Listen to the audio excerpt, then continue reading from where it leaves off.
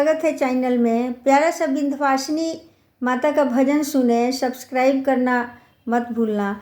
कहते हैं कि माई के जब पुकारो तो सुनती हैं, सबके कष्ट दूर करती हैं, तो उनके लिए नमन है। तो सुने प्यारा सा भजन।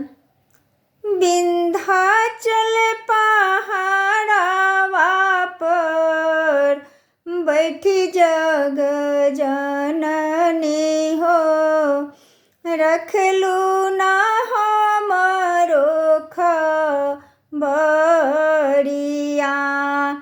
रखलू ना हमरो खबरिया।